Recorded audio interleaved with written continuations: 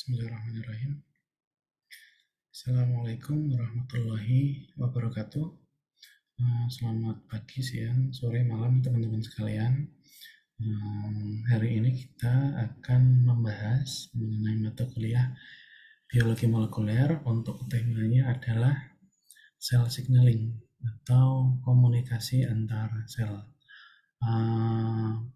Untuk video ini hanya pengantar saja ya, mungkin sekitar 5-10 menit, semoga sudah selesai ya. Kita intinya hari ini akan belajar mengenai cell signaling, komunikasi antar sel. Nah, pertanyaannya kenapa sih sel itu harus terjadi komunikasi gitu kan? Apa sih sebetulnya komunikasi antara sel itu? Nah, analoginya sederhananya seperti ini teman-teman. Ibaratkan suatu sel itu adalah teman-teman sekalian ya, karena suatu sel itu kan ya sebetulnya suatu unit terkecil ya dari living organism ya, yang memiliki komponen-komponen untuk kehidupan gitu ya. Jadi ibaratnya satu kesatuan, satu sel itu merupakan subunit terkecil yang dia bisa kita sebut dengan suatu yang hidup ya, yang nantinya kan bisa berdiri sendiri seperti bakteri gitu ya, atau menyusun suatu kumpulan menjadi suatu kumpulan sel menjadi seperti kita ini ya, satu kumpulan kehidupan yang tersusun atas sel-sel banyak sel yang bergabung menjadi satu. Oke, kita kembali ke sini. Ibaratkan kita adalah manusia, sel itu adalah manusia. Nah, kita manusia ini itu kan tidak lepas dari adanya suatu komunikasi. Komunikasi antara kita dengan diri kita sendiri sebetulnya ya. Itu bisa misalkan kita ngomong ke diri sendiri, oh kok saya kemarin kayak gini ya gitu, geremang sendiri. Itu juga ibaratkan kita terjadi suatu komunikasi. Kemudian komunikasi antara kita dengan teman kita ya, berdua gitu ya, gambar yang di atas. Kemudian komunikasi dalam suatu keluarga naik lagi tingkatannya menjadi lebih banyak ya. Kemudian naik lagi menjadi komunikasi yang terjadi antara individu-individu yang terdapat dalam suatu institusi, hingga sampai ke skala yang lebih besar lagi, sampai ke skala negara gitu ya. Kelihatan tuh Pak Jokowi dengan menteri-menteri di situ, Bapak dan Ibu Menteri. Oke. Nah, pertanyaannya adalah dari skala yang paling kecil hingga skala yang sangat paling besar hingga ke negara, satu kunci di sini kesamaan dari semuanya adalah adanya suatu komunikasi.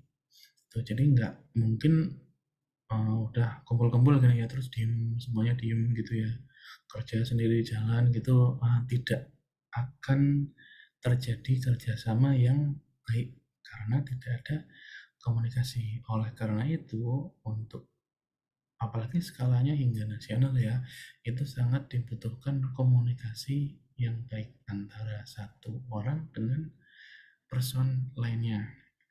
Oke. Nah, pertanyaannya, apakah di sel itu terjadi hal yang demikian? Nah, ternyata di sel itu juga terjadi hal yang serupa, yaitu komunikasi antar sel.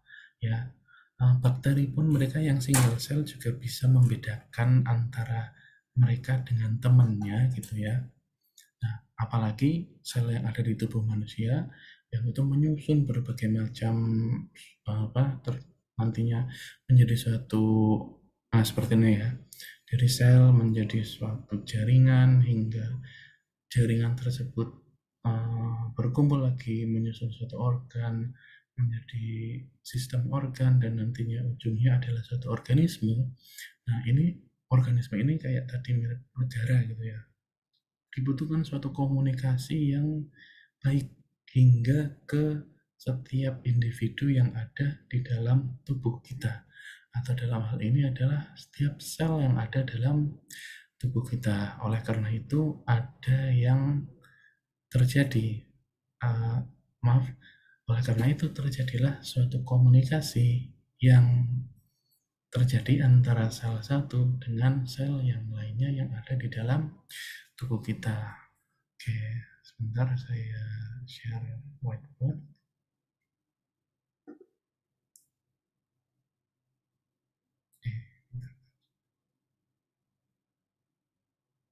Nah, ibaratkan kayak gini ya. Ibaratkan seperti ini.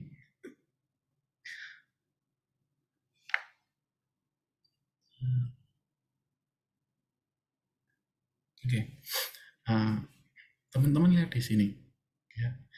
Apa jenis komunikasi yang dapat terjadi di forum ini? Ya, ibaratkan ya, misalkan teman-teman di kelas, satu kelas gitu ya, atau di sini gitu, teman-teman bisa lihat ada banyak orang.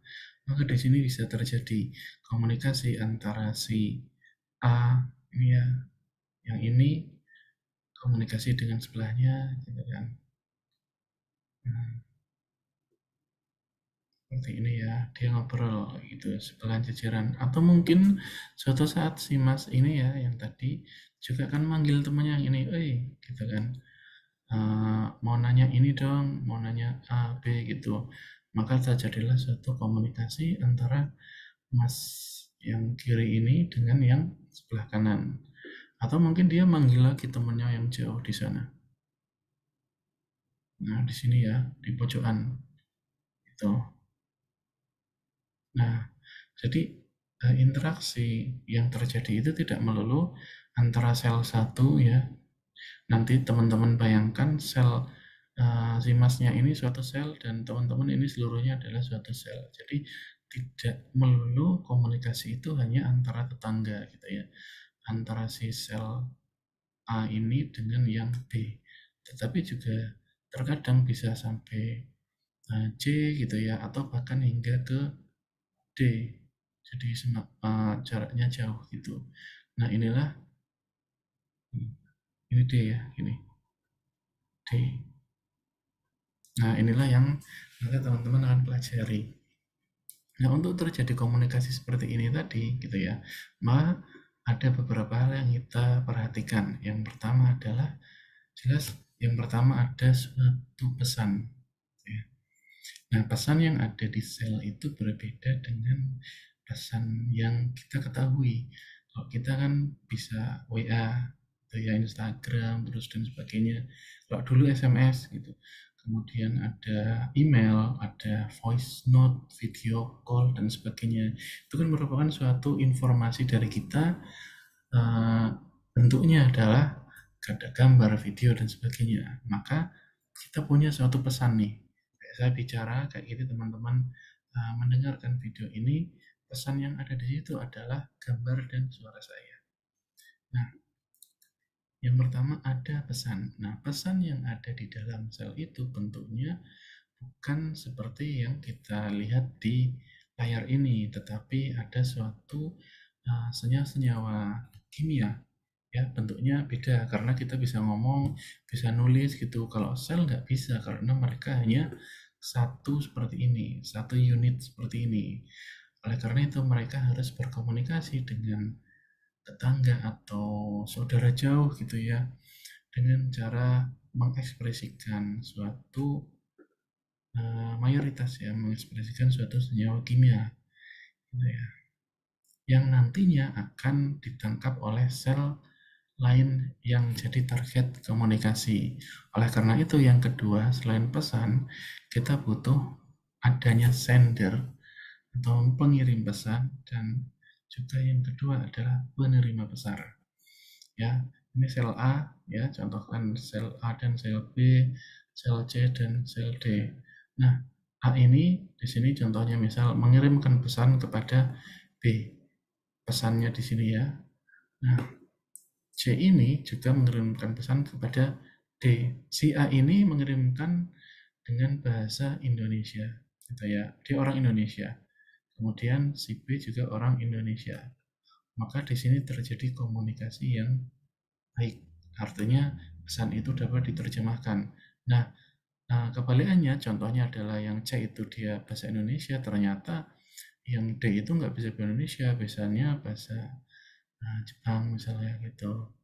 Nah, ini nggak terjadi komunikasi yang baik gitu ya, atau bahkan sinyal itu atau senyawa kimia tadi yang diberikan oleh C itu tidak diterima oleh D, sehingga tidak terjadi komunikasi antara kedua sel ini.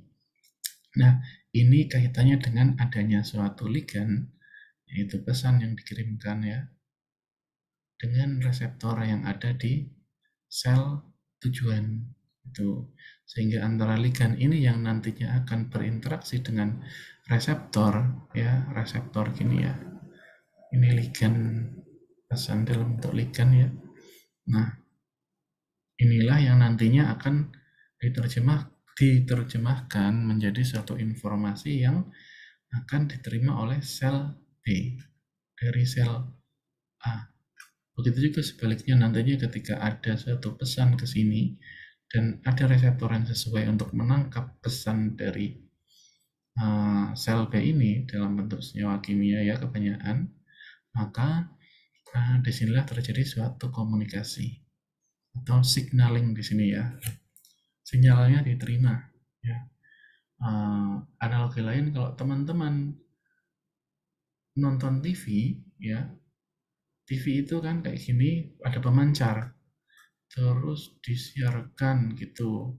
Nah, teman-teman di rumah punya TV ya kayak gini, atau HP lah ya, TV lah kalau sekarang masih TV, kemudian nggak punya antena ya kan, berarti teman-teman nggak bisa menangkap informasi yang diberikan oleh pemancar stasiun kayak gitu, karena antena inilah yang sebetulnya dapat mendecoding atau menerjemahkan info apa yang sebetulnya ada di gelombang siaran ini menjadi dalam bentuk gambar dan suara yang muncul di televisi. Inilah yang kita sebut dengan reseptor.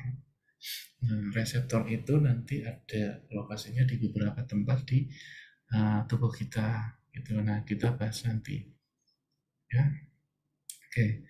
Sender dan receiver atau ligand dan reseptornya. Dan yang ketiga adalah adanya communication method. Ya, metode dalam berkomunikasi antara sel satu dengan sel lainnya itu ada beberapa macam. Bayangkan teman-teman itu di sini yang kanan bawah itu ya. Ini contohnya komunikasi dengan cara ngobrol langsung ya. Yang kedua, ada komunikasi antara si A dengan si B di sini ya. Nah, di sini itu ternyata si A ini ngirim email atau pesan ke si B. Nah, info ini dalam bentuk email seperti ini. Kemudian yang kiri bawah teman-teman bisa lihat seorang antara dua ring ini terpisah jarak yang tidak dekat ya, mungkin jauh gitu ya. Nah, mereka pakai telepon genggam, tetapi secara real time atau ya real time ya, mereka bisa berkomunikasi antara satu dengan lainnya. Artinya dalam hal ini adalah ada yang jarak dekat seperti ini ya, dan juga ada yang jarak jauh cara berkomunikasinya. Nah, di sel itu juga ada beberapa jenis cara signaling gitu ya, cara berkomunikasi. Yang pertama adalah direct ya, seperti ini. Ini nanti aja kita bahas ya. Intinya antara sel satu dengan sel lainnya mereka langsung ngobrol di sini. Langsung jabat tangan ya di sini. Nah, antara reseptor A dan B. Yang pertama, yang kedua, terjadi komunikasi antara sel satu dengan sel yang lain di area yang berdekatan, tetapi tidak seperti yang nomor satu, karena nomor satu langsung mereka berinteraksi, yang kedua ngirim pesan kayak kirim surat misalnya gitu ya. Nah, gitu. Yang ketiga, ini nomor 2 ya. Yang ketiga, harus melewati suatu aliran darah dulu ya, sirkulasi sistemik, kemudian sampai di target sel yang mungkin jaraknya agak jauh gitu kan, tidak misal ini lokasinya di kepala atau di otak, kemudian targetnya ada di paru-paru, dia kan harus melewati suatu sirkulasi sistemik dulu hingga nantinya sampai ke tujuannya tuh. Nah, yang nomor 4 ada juga yang mengaktifasi dirinya sendiri atau dia ngobrol sama apa dirinya sendiri gitu ya, ngomong dewe gitu. Nah, senyawa-senyawa ini, senyawa kimia ini yang nomor 2, 3, 4 itu uh, dirilis, kemudian ditangkap oleh reseptornya yang sesuai. Nah, untuk penjelasan lebih lanjut, nanti kita bahas pada saat pertemuan ya, mengenai ini lebih lanjut lagi ya, yang tadi jenis-jenis atau tipe signaling atau komunikasi, yaitu yang ini, 1, 2, 3, 4, juga yang ini ya, communication method ini. Kemudian jenis reseptor ini mungkin pengenalan saja karena di RPS juga tidak terlalu rinci. Dan yang ketiga adalah kita kenalan dengan salah satu reseptor, yaitu GPCR. Karena reseptor ini merupakan reseptor yang paling terkenal dan paling banyak dibahas jika kita membahas mengenai komunikasi antara sel, sel signaling ya, atau nanti ada kaitannya dengan transduksi sinyal, transduksi signal gitu. Oke, mungkin cukup sekian untuk pengantarnya ya. Untuk pembahasan kita bahas nanti lebih lanjut. Analoginya seperti itu. Semoga teman-teman bisa paham ya. Oke, terima kasih. Sekian dari saya. Assalamualaikum warahmatullahi wabarakatuh.